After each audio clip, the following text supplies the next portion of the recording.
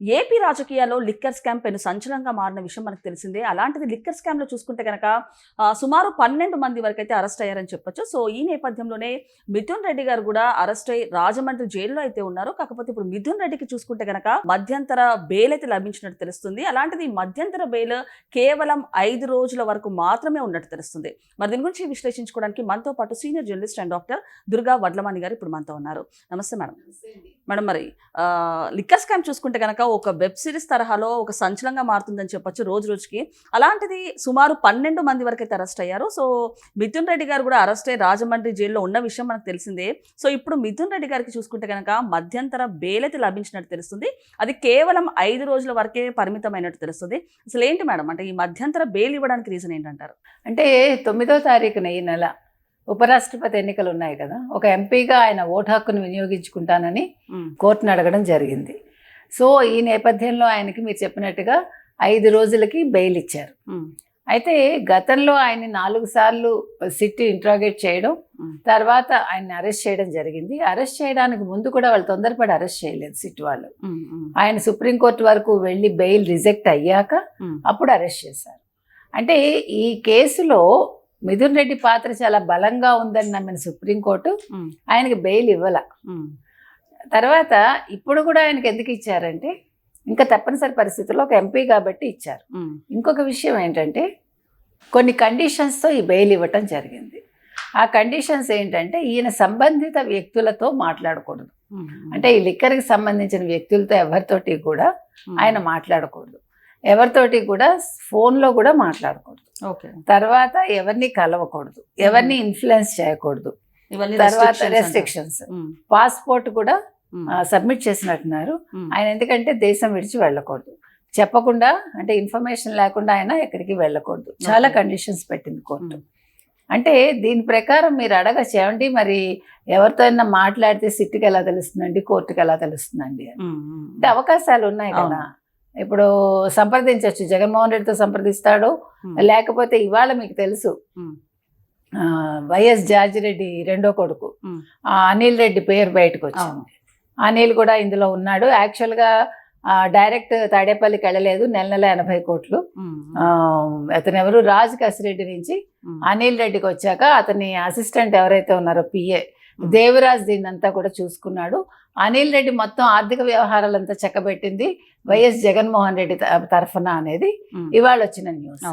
అంటే దీన్ని బట్టి మీకు ఏమర్థం అవుతుంది, బాలాజీ గోవిందప్ప భారతీరెడ్డికి మొత్తం ఆర్థిక వ్యవహారాలు చూసుకుంటే అనిల్ రెడ్డి చూసుకున్నాడు. అనిల్ రెడ్డి తరఫున దేవరాజ్ కన్నీ తెలుసా, ఇవాళ దేవరాజ్ని సిట్టు ప్రశ్నిస్తాను. 3 రోజులైంది అతను అరెస్ట్ చేసి, అది కూడా మనకు తెలియలేదు. చూడండి, 3 డేస్గా సిట్టు ప్రశ్నిస్తోంది.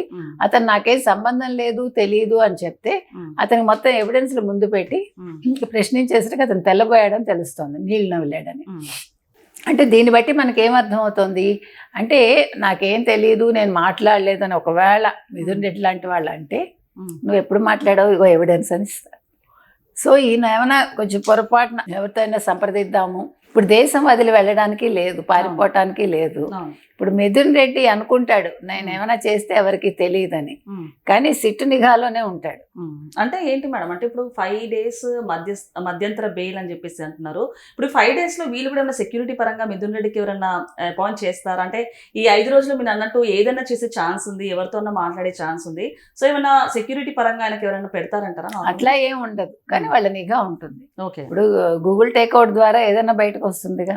అంటే మనం అనుకోవచ్చు నేను మాట్లాడింది ఎవరికి తెలుస్తుందని, తెలుస్తుంది. అందుకని పెద్దిరెడ్డికి ఇది తాత్కాలిక ఆనందం అంతే కదా.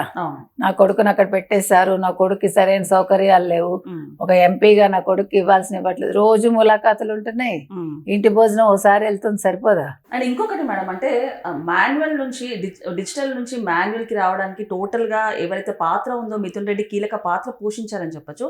అలాంటిది అన్ని ఆధారాలు ఉన్నా, అన్ని ప్రూఫ్స్ ఉన్నా కూడా మీరు అన్నట్టు నా కొడుకుకి ఏం తెలియదు, ఒక టెర్రరిస్ట్ లా చూస్తున్నారు, మా కొడుకుని వదిలేయండి అంటూ కూడా వాళ్ళ తల్లిదండ్రులు ఆరోపిస్తున్నారు. ఏ విధంగా చూడొచ్చు అంటారు దీన్ని? అంటే దొంగే దొంగ దొంగ నడిచినట్టుగా ఉంది కదా. అసలు పెద్దిరెడ్డి ఏంటో అందరికీ తెలుసు. అటువంటి పెద్దిరెడ్డి నా కొడుకుని సరిగా చూడటం లేదంటే నువ్వు గతంలో చేసిన అన్నీ ఏం చేసావు? అయినా అంత పుత్ర ప్రేమ ఉండకూడదండి, ఏది కూడా మన్ని మించి ఉండకూడదు.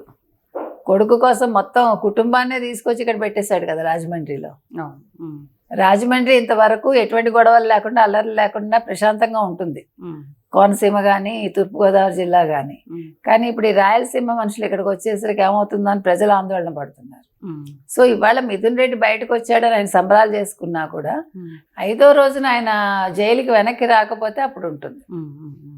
వచ్చి తీరాలి. అవును. ఉమ్. మీరు అన్నారు కదా ఏమవుతుందండి అని, అవును. ఏమవుతుందో అప్పుడు సిట్టు చూపిస్తుంది. ఉమ్. కాబట్టి ఇవాళ వచ్చామని సంబరపడక్కర్లేదు. ఉమ్. యాక్చువల్గా ఫస్ట్ రిజెక్ట్ చేసింది కానీ మళ్ళీ ఇచ్చారు, ఉమ్. బికాజ్ ఓటు హక్కు వినియోగించుకోవాలి కాబట్టి. ఉమ్. ఏది ఏమైనా మిథున్ రెడ్డికి అయితే ఇప్పుడు ఇదేదో తాత్కాలిక ఉపశమనం తప్ప ఇదేం పెర్మనెంట్ కాదు. ఉమ్. అదేవిధంగా పెద్దిరెడ్డికి కూడా ఉమ్. ఇప్పుడు ఈ సిట్టు తవ్వే కొద్దీ మనకి ఎన్ని వస్తున్నాయి బయటికి. అవును. సో ఇంకా సిట్టు విచారణ ఇంకెవరు బయటకు వస్తారో ఏం జరుగుతుందో. ఇవాళ వైఎస్ కుటుంబం మొత్తం ఇందులో ఇన్వాల్వ్ అవుతున్నట్టుగా తెలుస్తోంది మనకి, ఉమ్. మద్యం కుంభకోణంలో. ఉమ్. అందుకని ఇది చిన్న విషయం కాదు, చిన్న కేసు కాదు. ఉమ్. నిన్న సజ్జల రామకృష్ణారెడ్డి అన్నాడు కదా అసలు ఇది కుంభకోణమే లేదు, మద్యం స్కామే లేదని. అవును. స్కామ్ ఉందో లేదో వైఎస్ అనిల్ని అడిగితే తెలుస్తుంది ఆయనకి. ఉమ్. ఉమ్. అంటే మీ కొడుకుల దాకా వచ్చేసరికి ఎందుకు మీరు అంత తపన పడిపోతున్నారు? ప్రతి ఒక్కళ్ళు కొడుకుల్ని ఇన్వాల్వ్ చేశారు చూడండి వైసీపీలో. అవును. భార్గవ్ రెడ్డి కానివ్వండి, మిథున్ రెడ్డి, తర్వాత అతను ఎవరు మోహిత్ రెడ్డి, అవును. ఇంకా అంతకు ముందు అతను ఎవరు రమేష్, ఉమ్. చంద్రబాబు నాయుడు గారి ఇంటి మీద అప్పుడు ఇది చేశారు చూడండి, దాడి చేశారు. ఉమ్. వాళ్ళ కొడుకు కూడా ఒక ఫారిన్ లో చదువుకుంటాడు, మా వాడిని ఎందుకు ఇలా చేస్తున్నారంటే ఉమ్. ఒక స్థలం విషయంలో ఉమ్. దాన్ని ఏమంటారు సర్వే నెంబర్లు మార్చేసి ఉమ్. అదంతా కూడా స్కామ్ చేశారు కదా. అదే అందుకని ఇట్లా ప్రతివాడు కూడా. అండ్ ఇంకొకటి మనం ఇప్పుడు రీసెంట్గా చూసుకుంటే అంబటి రాంబాబు గారి మీద కూడా కేసు నమోదైనట్టు తెలుస్తుంది. అంటే జగన్ కాలనీలో సంబంధించి గనక కొన్ని ఎకరాలను అంటే భూమిని 10 లక్షలకి కొనుక్కొని 30 లక్షలకి ప్రభుత్వానికి అమ్మే కేసులో ఆయనపై ఆరోపణలు ఉన్నాయి. ఏ విధంగా చూడొచ్చు అంటారు? అంటే పాప ఆయన చెప్పాడు కదా మా ఇంటి కుక్క కూడా భయపడదని. అందుకని కుక్కలు భయపడవు, కుక్కలు అవినీతి చేయవు కదా, మనుషులు చేస్తారు కాబట్టి మనుషులు భయపడాలి. అంటే అంబటి రాంబాబు నేను భయపడుతున్నాను నా కుక్క భయపడకపోయినా అంటున్నాడు. అందుకని అంబటి రాంబాబు గారు పాప ఇప్పుడు ఇంకా కళ్ళు తెరుచుకుంటే కంగారు లేదు. ఎందుకంటే జగన్మోహన్ రెడ్డి వచ్చి వెనకాల ఉండడు. ఇప్పుడు అంబటి రాంబాబుకి కానీ ఎవరికి కానీ వాళ్ళు తప్పు చేసి దొరికిపోయాక తప్పు చేయిస్తాడు ఆయన అంతే. తప్పు చేసేటప్పుడు మనకు ఉండాలి అజ్ఞానం, మనకి లేకపోతే మన అజ్ఞానంలోకి నెట్టబడితే మనం జైలు ఎదుర్కోవాలి. అప్పుడు జగన్మోహన్ రెడ్డి గారు ఏమి ములాఖత్కి రారు, అది గుర్తుపెట్టుకోవాలి. సో ఏది ఏమైనా మిథున్ రెడ్డిని ఇంకా కలవలేదు జగన్మోహన్ రెడ్డి. ఇప్పుడు మిథున్ రెడ్డి అయితే బయటకు వచ్చాడు. ఈ 5 రోజుల్లో ఏం జరుగుతుంది, ఇంకా ఎన్ని న్యూస్లు బయటకు వస్తాయో మనం వెయిట్ చేసి చూద్దాం. Okay madam, thank you.